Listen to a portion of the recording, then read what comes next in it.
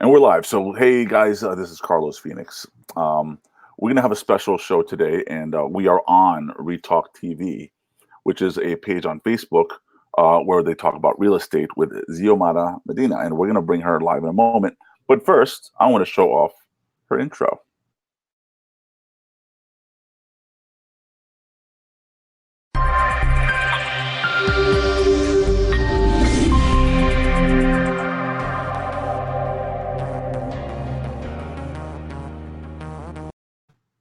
Awesome. So we got Xiomara Medina with us. Hello, Zio. Hello, Carlos. So we've talked a little bit about doing things together and discussing real estate.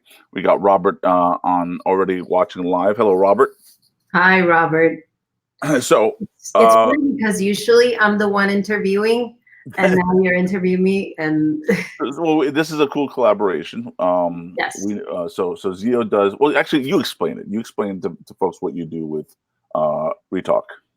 Okay, so ReTalk, what I do is bring information about the process of real estate purchasing, bettering your credit, how to better your credit, things that you could do. So those are previous videos that I've done. I also do interviews with real estate professionals, which are coming up.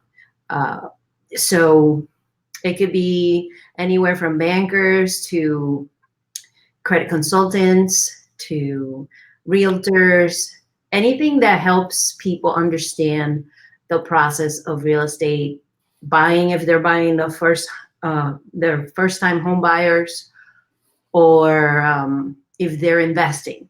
So that's going to come later on, where we're going to put more interviews about investments. So if you're looking for an investment, if you're looking to purchase a home, just stay tuned in ReTalk TV, and there's going to be a lot of interviews on that. Cool. So, all right. So the one thing we talked about in terms of starting off this conversation, we were talking about a collaboration because I do a lot of live streaming, and you were shooting the videos pretty much like the way you normally would shoot a video. But I thought this would be a little bit cooler because it gives an opportunity for people who are watching to ask questions while you're explaining certain things. Now, today you wanted to get into the process of buying a home. And I'm sure there's some slight variances between a first-time buyer and a person who might be like investing, but I'll let you kind of introduce the beginning of that.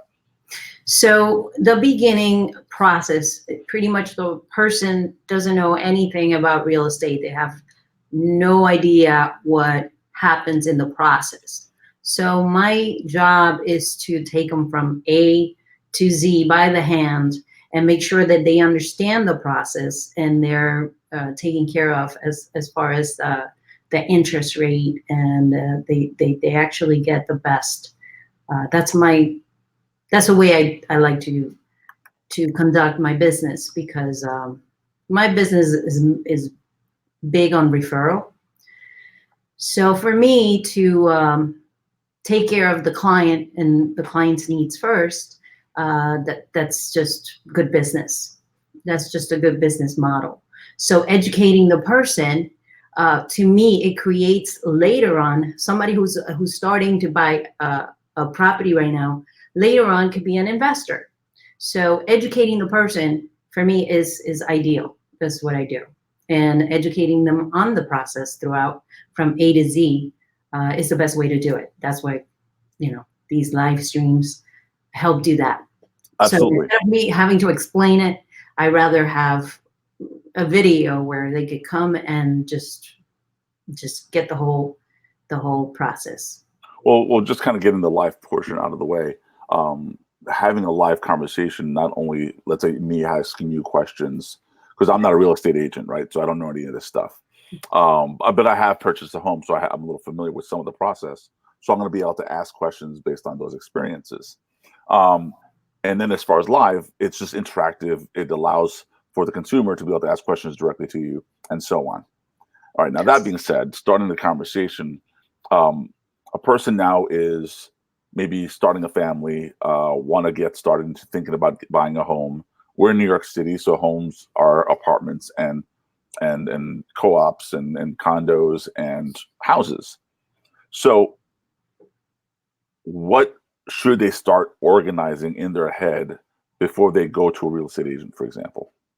Well, somewhere in New York, you definitely want to have, because the prices are so expensive. Well, it's relative to your income, but the prices are pretty much very high compared to other areas in the United States.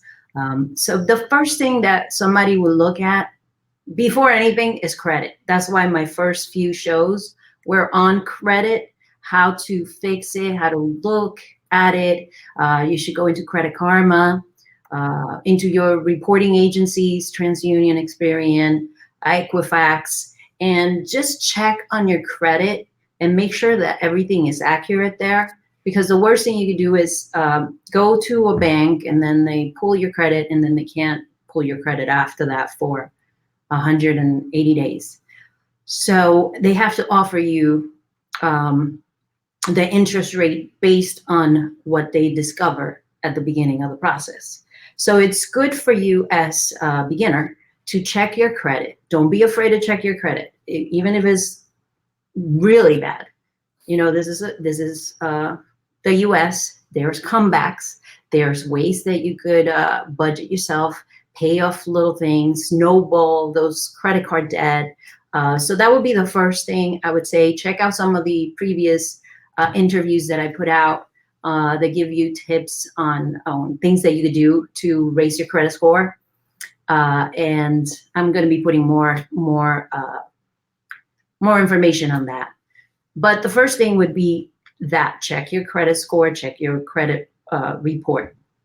You could go on, like I said, TransUnion, Equifax, and Experian, and just open an account. If they charge you and you don't want to pay, some of them do charge, but you're able to check your credit without having to pay to check your credit. That's just your legal right to obtain a copy of your credit every year.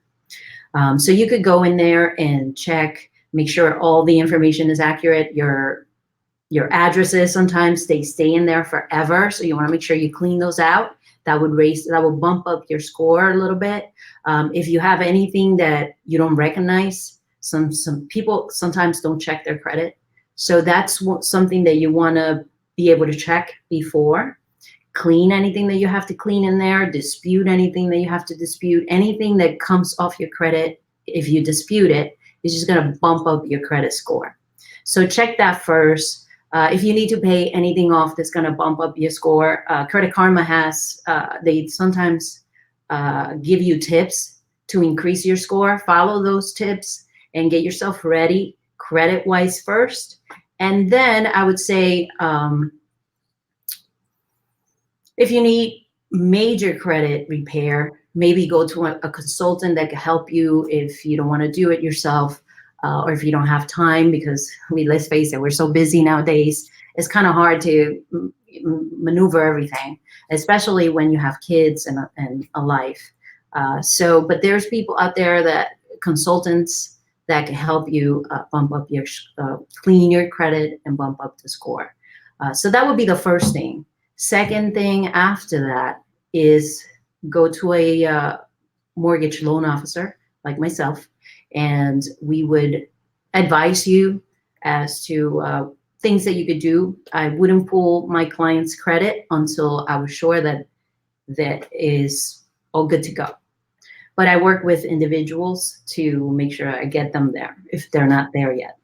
If you're ready and you already have your down payment saved up and you're ready to purchase something, then I will get you pre-qualified, and then you go to a real estate agent.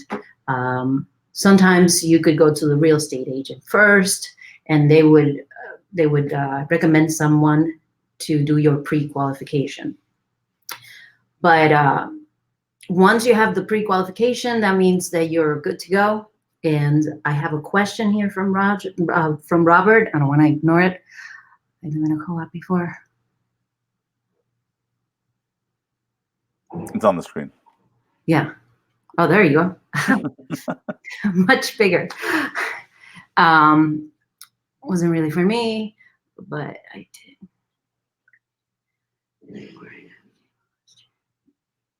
Oh, that's great. Congratulations. So, are you looking to move from a co-op situation, or are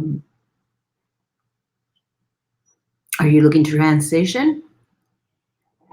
Well, now, so by the time you answer, it takes about 20 seconds for them to hear the question. So, Okay, so I'll continue. I'll just move the conversation along while he answers that. Basically, once you go to your pre-approved, you go to your real estate agent. They're going to help you find the actual property.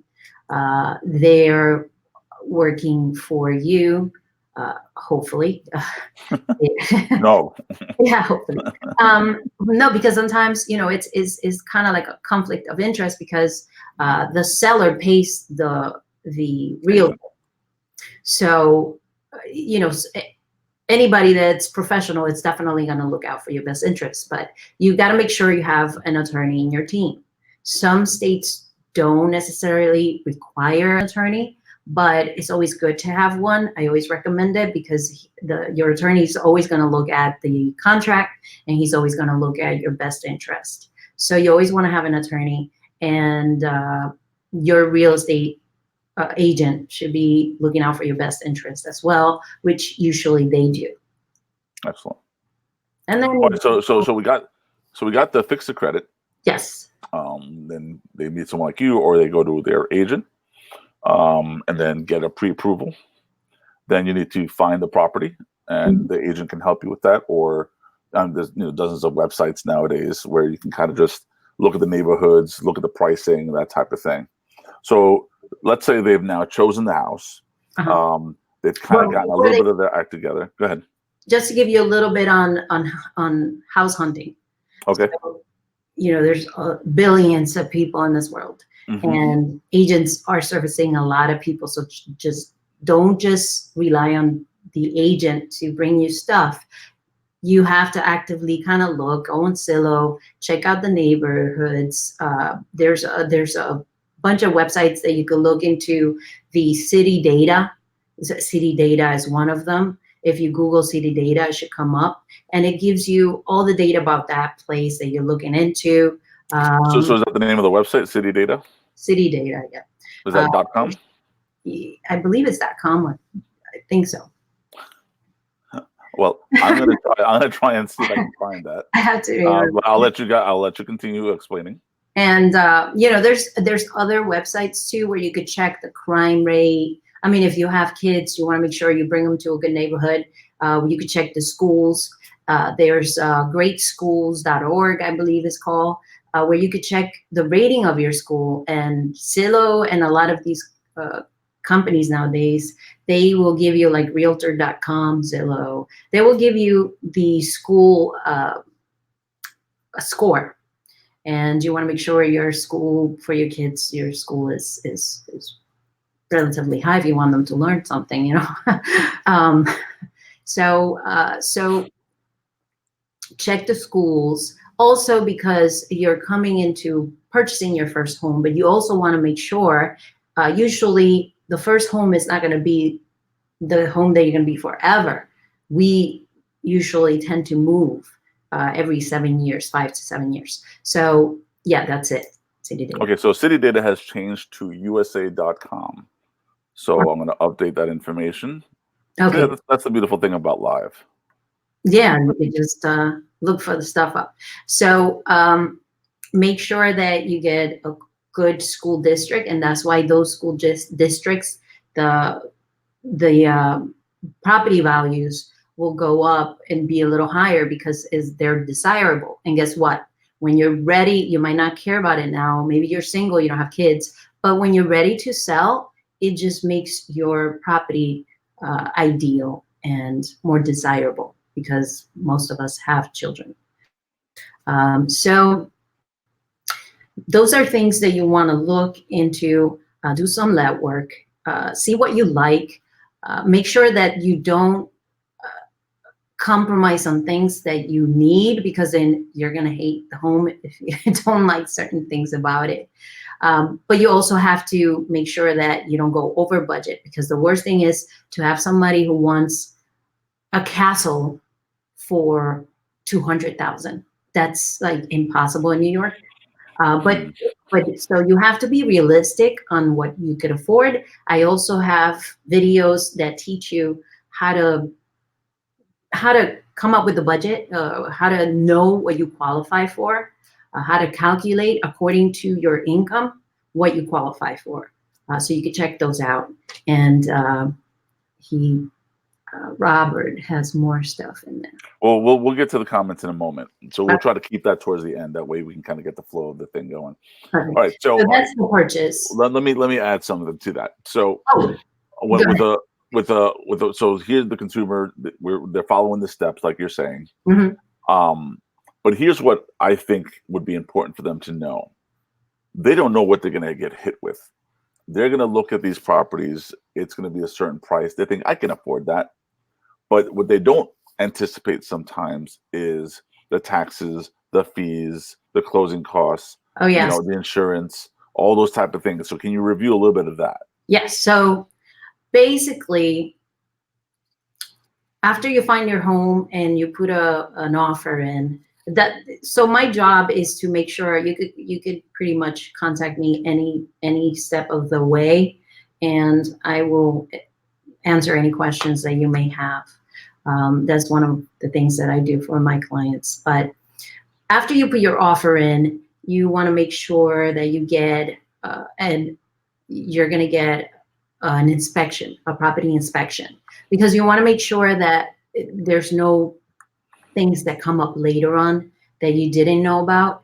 And all of a sudden you have a buried oil tank in your property, and that's going to cost you a lot of money to remove. And if you have environmental problems in there where the oil tank is leaking, so those are things that you need to know before you invest the money into this property. So you want to make sure you get a property inspection. So right when you put your offer, and when you put your offer, if you're not, I can't stress it enough, get an attorney, because he knows what to put in there in that contract to give you enough time to get everything that you need to get done. You want to make sure you know everything about your property, do a property report, so there's no surprises. And then once you submit, your attorney does your contract. That's going to take about 2 weeks between your attorney and the seller's attorney going back and forth. Sometimes they're quicker, but sometimes it takes 2 weeks. So your attorney is supposed to, like I said, look for your best interest and make sure the contract has everything that you need in case something comes up. You can renegotiate with the seller. So if there's things that you don't like or need fixing, you could always come back to the seller and say, hey, I need you to fix this. If your property report comes back saying that you have a buried oil tank, you could tell the person, listen, you need to remediate this before I purchase. So it could be anywhere from $5,000 to $7,000. So you want to make sure these things, a property report is going to be like maybe $300-400. I know it's probably under 500. And I tell you, is the best thing you could do, because it could save you a lot of money, because you never know the things that could be inside your walls. Maybe your panel is not working properly, maybe it's outdated. They will tell you all these things, like your electrical panel. So you want to make sure that you and the heat, like the air conditioning and the heat. So those are expensive things to repair, and if you don't realize that they're not working. Exactly, they could be expensive. Your water heater, your oil tank. I mean, sometimes if you buy something in the summer, you want to make sure that you run everything, and the property inspector should do this. They run everything, and they run your heat, because sometimes you don't know if it's working properly or not, because it's the summer. You get in there and you're like, oh yeah, great. And then the winter comes and you're already in this house, and then your heating system's not working properly, your boards are not working properly, and now you have to spend $2,000 or who knows to fix that. So So always do your due diligence, Diligence. and yeah, and Yeah, that messes me up also. make sure. So, all right. So you have an inspector. He takes care of making sure that the property is worthy of purchasing, or that there's nothing hidden that could cause you some aches and pains if you move in without acknowledging that half the walls are about to come down.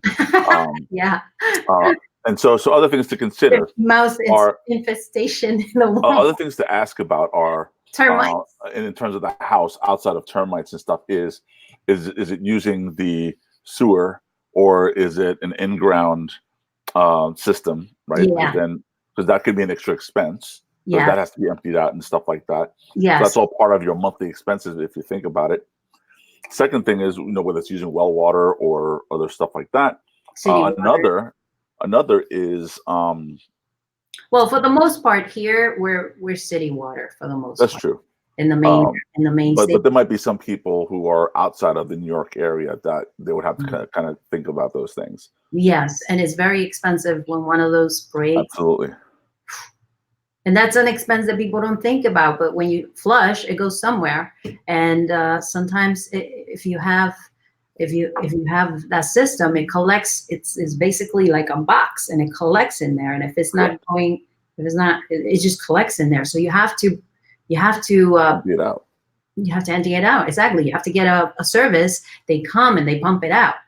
Other homes require you to get oil, for their heating system. Well, that's the system is called a septic system, and so it's basically this box, and it goes from your toilet basically into the ground into this box, and there's stuff in there that breaks down all these things, but that has to be cleaned out. So that's expenses that people don't realize that you have to have in your home if you buy a single home. If you buy a condo, there's a lot of stuff that gets taken care of, like the maintenance of outside. There's a lot of things that get taken care of, but you're paying a monthly homeowners association. Mm-hmm.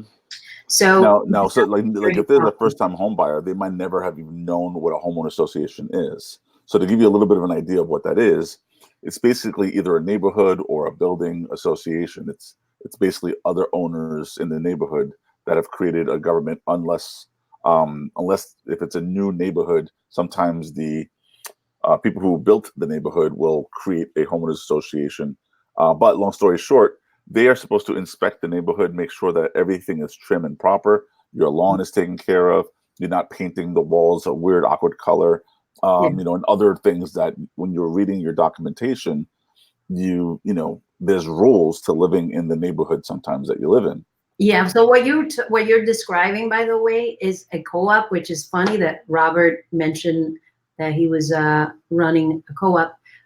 So a co-op. Well, also in the neighborhoods in Georgia, every neighborhood has a homeowners association. Some have. Some are self-run, but some have a for the most part, they have a management company that actually does that.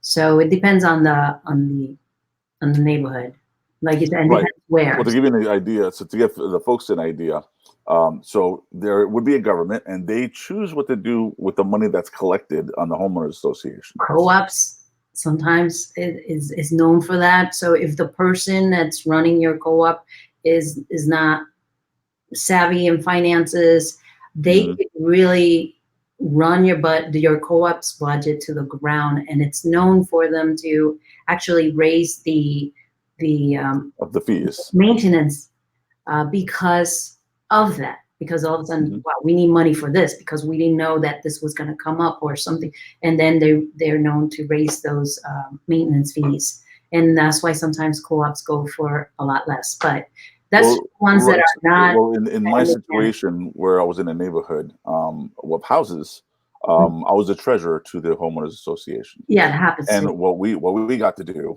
is we had a bridge where there was a creek that goes through the neighborhood, and there's a bridge for the cars to go over it, and it was a beautiful neighborhood. But in our situation, we had beavers, and what the beavers would do is actually create dams under the bridge that block the water and cause other issues in the neighborhood. So of course we would have to then, as the homeowners association, we did have a property manager that would handle the collecting of the fees, having somebody drive around the neighborhood and things of that nature. But the fees are usually used to upkeep the properties in the areas that you don't normally have to deal with, whether it's carpeting in a co-op, or the wall paint, or keeping the light bulbs, or taking care of the garbage, all those type of things. That's kind of where that kind of comes in, and that's why you have these extra fees. Yeah. But the other thing for me, especially if I'm a first-time buyer, we live in a world, you know, as a media guy, that you need to know who your internet service provider is, your cable provider is, and stuff like that before you commit to a building. Because sometimes it just might be one service. And if they have really poor services, you know, I would keep that in my mind as a consideration. I just wanted to throw that in.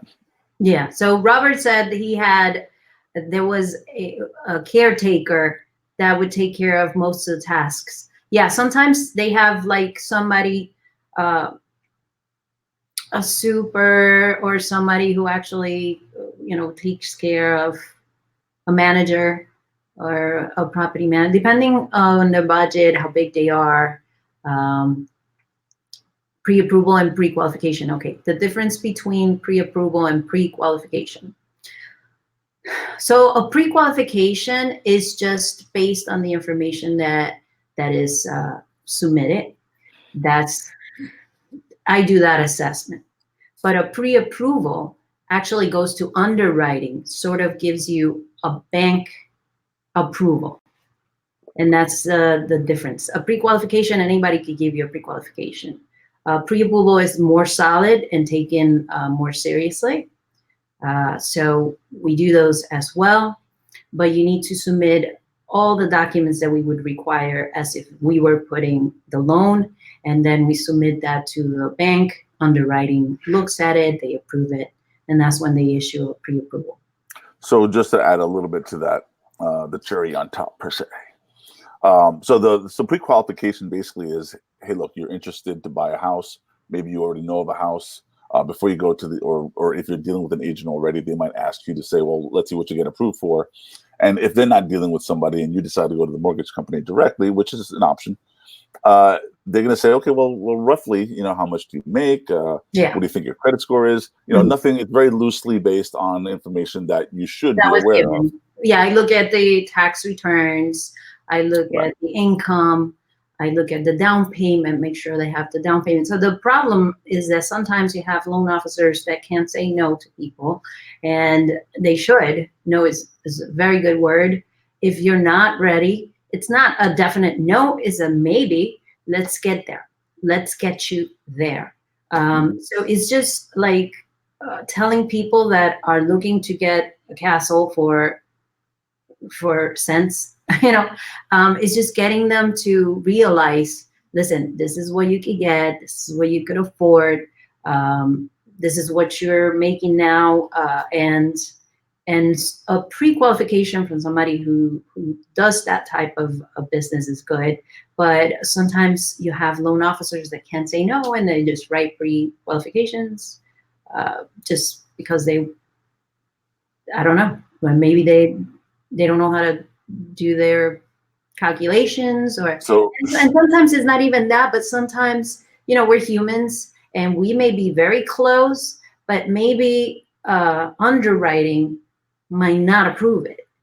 So sometimes that happens too, where there was something that we didn't see and maybe it doesn't approve by the underwriting.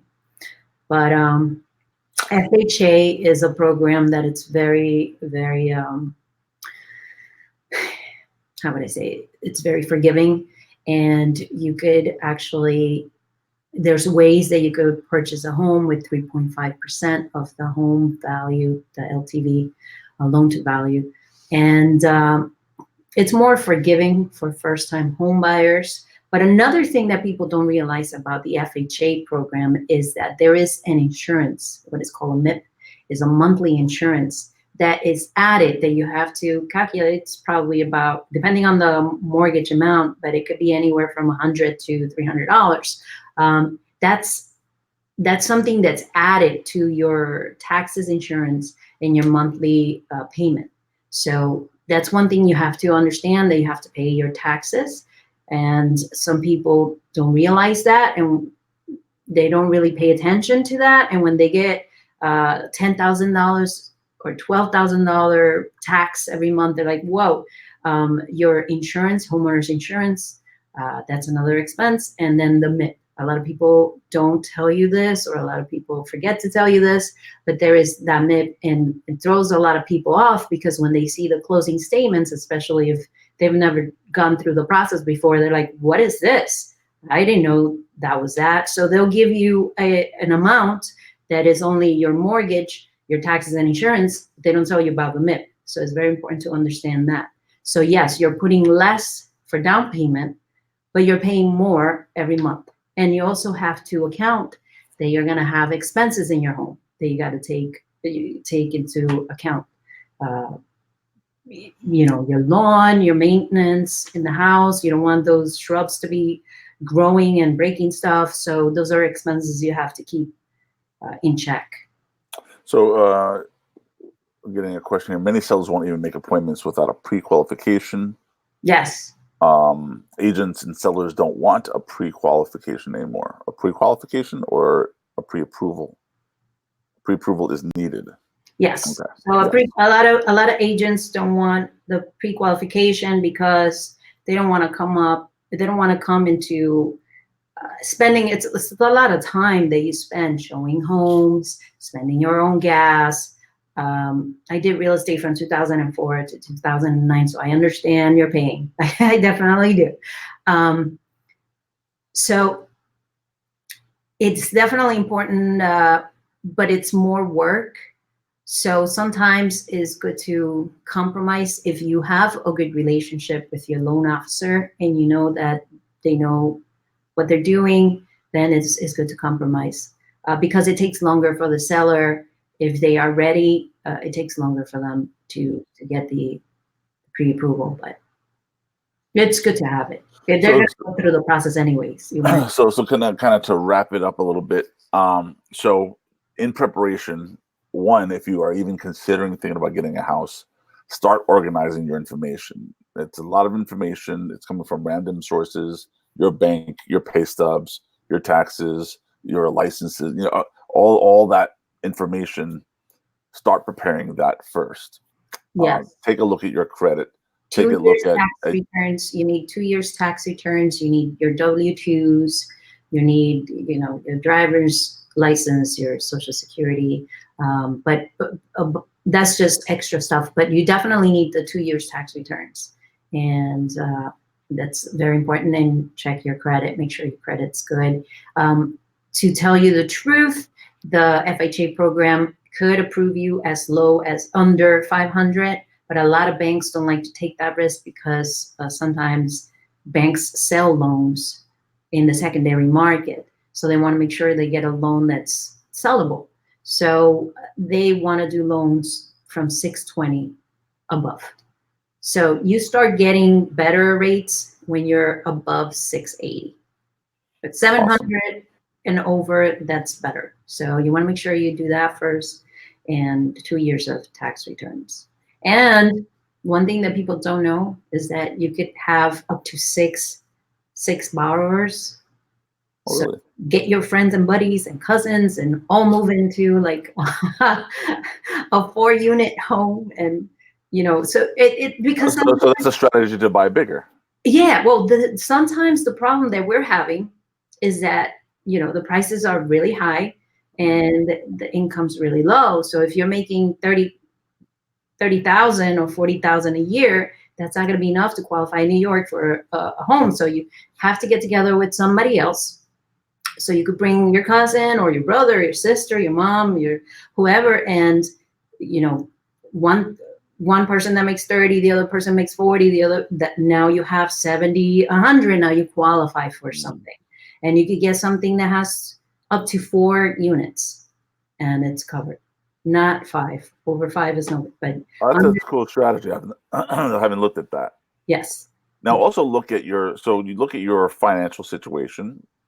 fix and correct whatever you can fix and correct. Mhm. You can ask for advice and consultations for that. There's plenty of services out there, including Zio here. And then towards the end, I'm going to have you share your information. We didn't prepare a graphic for that. Sorry, but anyway, we were thinking about other things.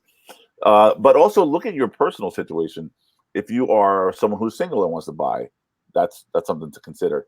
Think about how much money you have to put down, because you have to have a certain percentage of Don't that get home. married and buy. No, just kidding. Oh my God. And then and if you're married, consider what that means.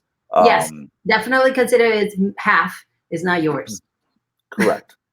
Because a lot of people think, oh, well, there's situations where people just buy, they get married, and they don't realize that if you buy first and then get married, guess what? It's half of theirs now also. Yeah, and sometimes people have assets and then they go into a marriage and they still have to split those assets. Right. And it's something that, those things you have to talk about before. And if you're going into with somebody, you've got to make sure that you're clear about how you're splitting the asset. Yeah. And then this is the beginning process, because now once you've experienced buying a home, some people kind of get woken up to the fact that this is an investment. Now, there's options when you get in a home, when you're getting the financing.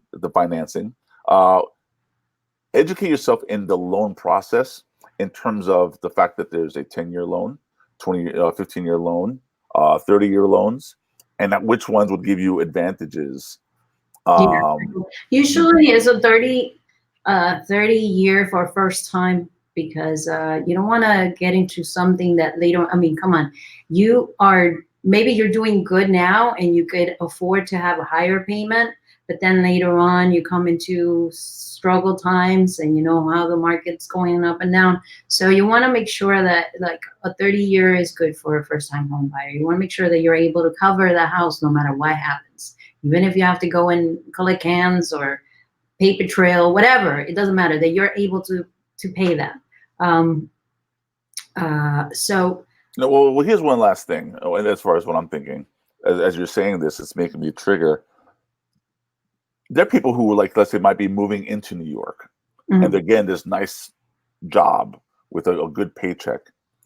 And the one thing I know that people do as a habit is they always want to spend what they make.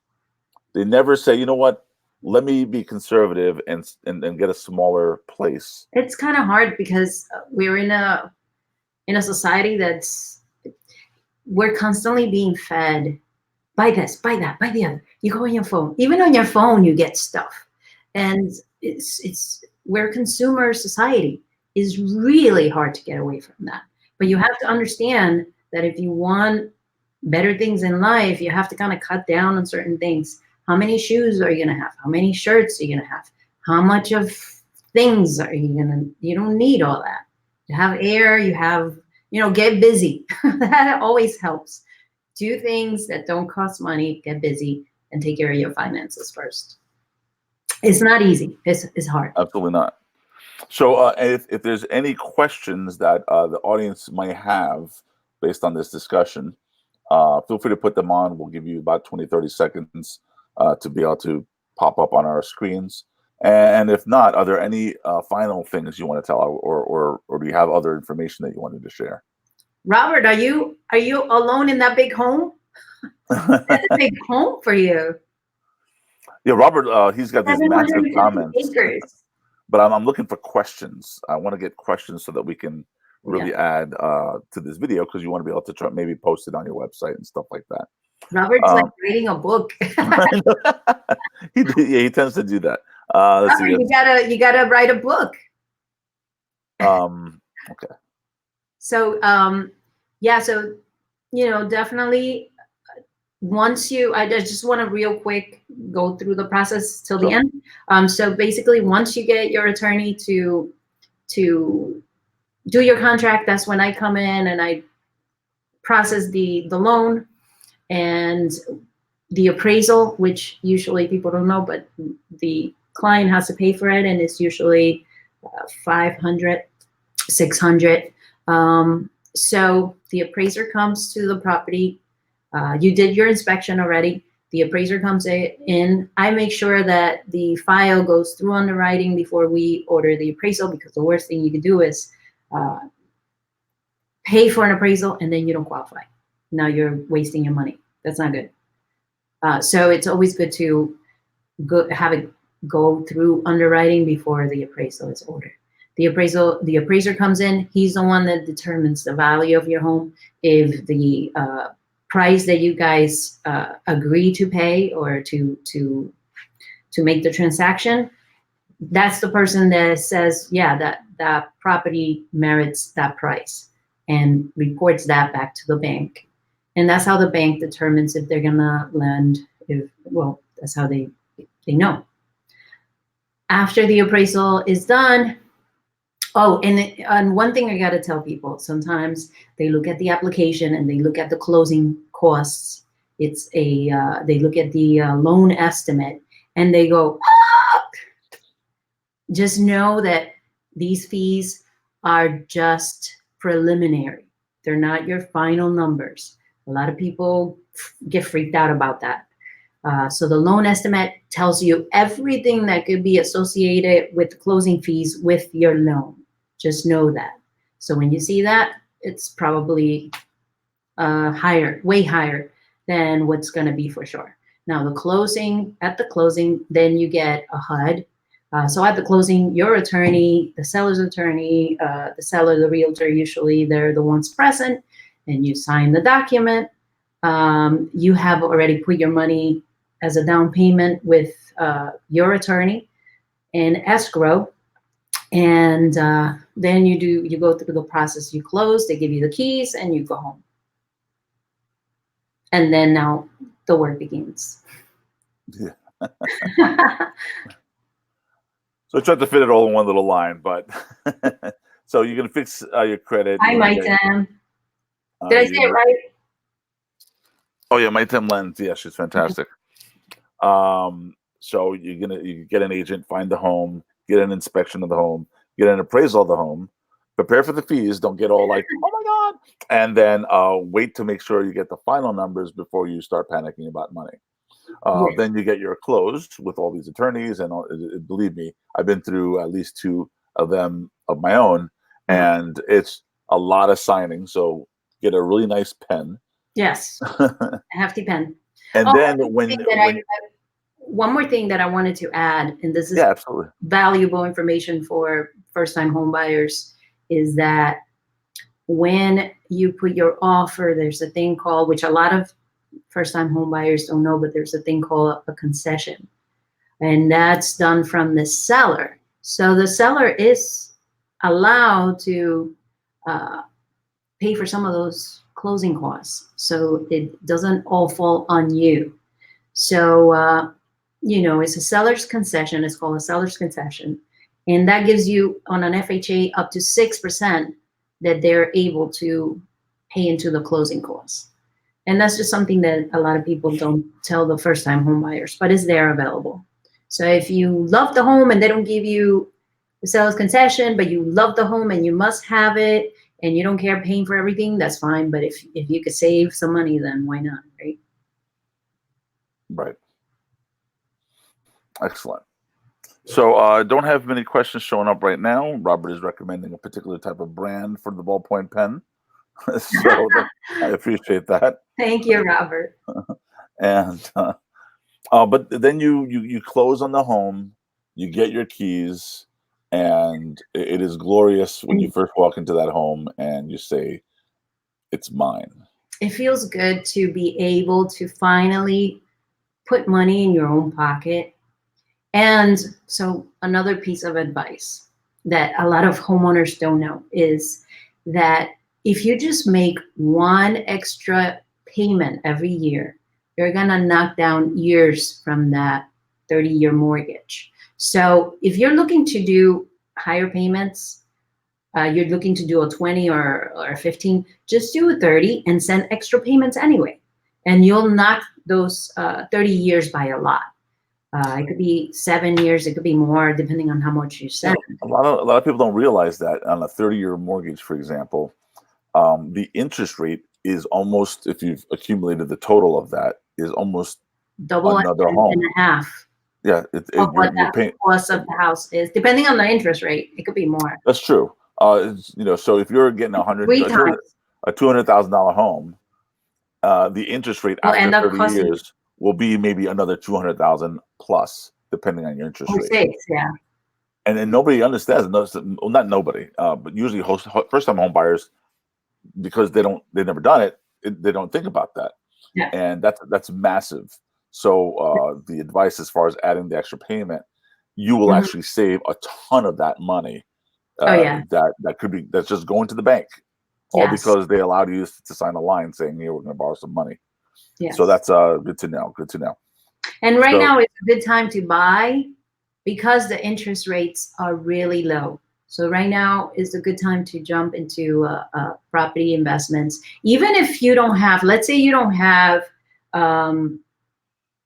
2 years tax returns, but you make a lot of money and it goes in through your business or into your personal account and you're getting that flow. You could do a loan right now that's a no document loan. It's a little higher, but the interest rates right now are so low that it's even worth it to do something like that, just to get into a property and investment of your own, because the rents are really high, and right now it makes more sense to purchase than to rent. And when you rent, you're not getting anything in return. 30 years, you miss that one monthly payment, and you know that they're already trying ready to kick you out. Yeah. They're ready to trying to kick you out and raise your rent for next year. So you're paying somebody else's rent when you could be putting that money into your own pocket and at least building equity in your home, so that if later on, you know, you retire or whatever happens, you're able to utilize that equity. If you're renting, you're not going to have anything that you could leverage on. Yeah, when you're buying a home, you kind of almost have to think of it as a strategy. Yes. It's not just to be a place to live in. Think of it as if you take care of it, it is kind of like a bank, where it's gaining its own interest. So if you pay it early, if you saved all that interest money that you're throwing at the bank, and you're able to maintain the loan, the value of the house is going to go up, even if the market goes up and down or whatever. In the long term, especially 30 years, more than likely you're going to get a substantial amount of money as it grows, and then you have the opportunity for refinancing, where you get some of that equity that the house is built back. And then later, if you get older, maybe this is your one house that you live in for the rest of your life. Then there's all other programs, reverse mortgages and things of that nature, that will allow you to really take advantage of the investment you made. Which is important because, when you're in your retirement and you're living on a fixed income, like Social Security, which it might or may not be there by the time we retire, you can't count on that. 401ks, that's not going to give you much. That's a supplemental program. It wasn't supposed to be for retirement. So, right now, investing in real estate is what we have. And having that safety net, that if you need it because you're on a fixed income and, inflation, it keeps going. So you have that to be able to take you through your elder years. Because let's face it, we're all going to end up in limited mobility and in a state where we're going to live on limited income. So you're going to need everything you can get your hands on. So building now is very important. And Robert said something about having a possibility for purchasing a home, having one built. There you go. Yeah. Robert, right now is the best time to do it. And you're young enough that you could maneuver. You can maneuver. You could get into a home, do what you have to do. And it's better than renting. And, you could even invest. Even if you have a home already, you have a first home that you're living in and you're comfortable, look out there for investments. Look for other things that you could do. Learn about real estate. because all you need to be able to have a good life is just your thumb of real estate. That's what they say. Like if you're flying on an airplane and you put your thumb over, like you're looking out the window and you put your thumb, that's the amount of real estate you need to be able to be financially free. So, it's a good thing to keep in mind. All right. Well, I think that kind of covers it. We're going to try and do shows like this again. Xiomara also does her ReTalk TV show. We are streaming both on my page and on hers, so that way we're able to have these comments come through. And let's see. And Robert, he's going to continue the conversation, even probably after we are off live. But thank you, Xiomara. Thank you, Carlos. We got to do this in Spanish. Oh my God. We got to do okay. Latino en español. Okay. So we will have the Latin X version. Pre-Habla TV. Vamos a hablar qué rico es tener una casa y cómo lo tiene que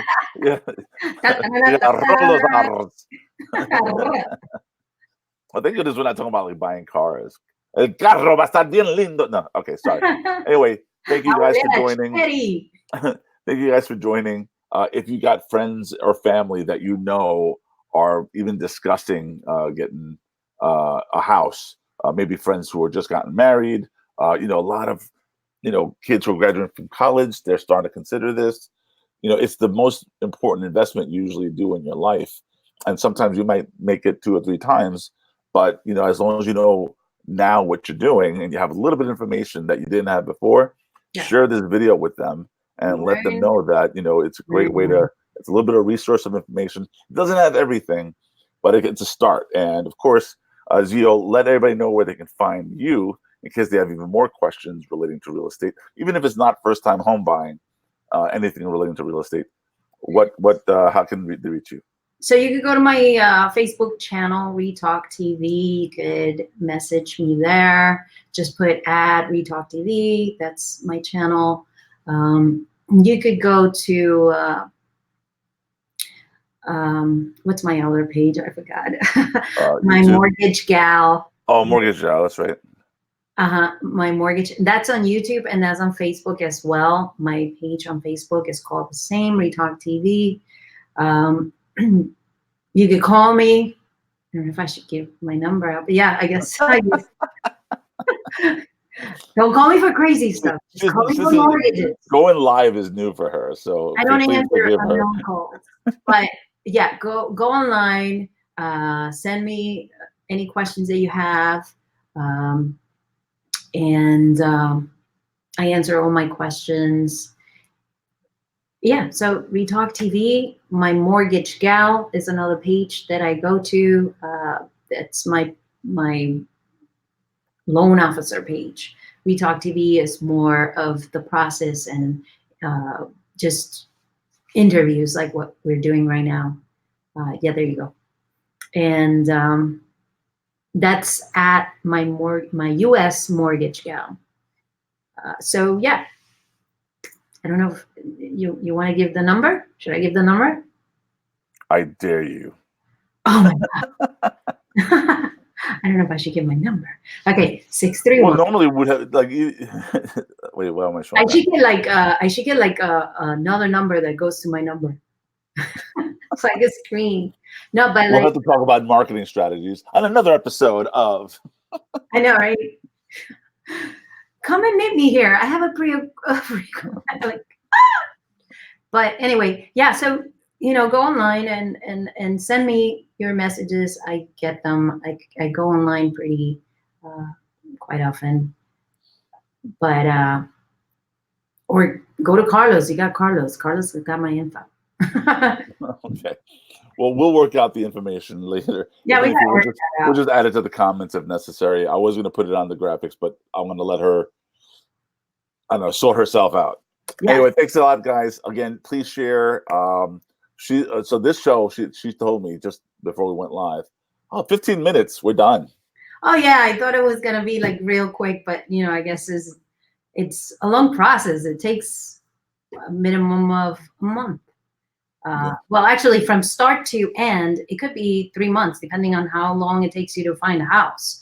But the actual loan, we do it in under 4 weeks. I've closed loans in as quickly as, I don't want to overpromise and under-deliver, of course, but under 2 weeks. But yeah, usually I would say give it like 4 weeks, just to be safe. Especially, the thing that gets me is when I ask for documents and the person takes forever to get me the documents, because that's gonna make your process delay a lot more. Well, that's why I'm like, look, when you're thinking about it, just start collecting your stuff. Just make sure you have all your documents and give it to the loan officer, all completed in one file, so that they could grab that and submit it, and it goes smoothly. You done? You're done. That's it. What is that? I have 4 numbers now: San Diego, Las Vegas, and 2 here. Robert gets around. Giovanni Rivas, in English and Spanish. I listen to both parts. Ah, that's nice. So you're gonna be listening to ours when we put our Spanish one? So yeah, he basically has another person. He knows of another person that does a real estate show. Yeah, and that's kind of cool. You know what we should be doing? Like doing gifts, like little. You know how they do? They give giveaways and stuff like that. The more shows we do, we'll have to discuss that at a later date. We should come up with different ways of marketing and doing more relevant content. All right, so I'm gonna just put this up really quick. There you go. There you go. All right. Wow. So, all right, guys. Thank you again. Thank you, Zio. This has been a lot of fun. It's we've been talking about it for like weeks, and finally we got to do it. So I appreciate that. Thank you. And again, I'm going to push for the sharing because I think it's important information, especially we're in a stage where people need money. Yes. They don't, they're too young sometimes to even think about retirement. This would be a nice sneaky way of creating that retirement for them. Yes, and there's so many ways to make this happen. You just have to be creative into making these things happen for yourself. Mm-hmm. Yeah. All right. Well, it's time to go home. Take care, guys. Finally, it's Friday night. We're gonna go cha-cha, cha-cha dancing. Bachata. All right. Take care, everyone. Bye. Bye.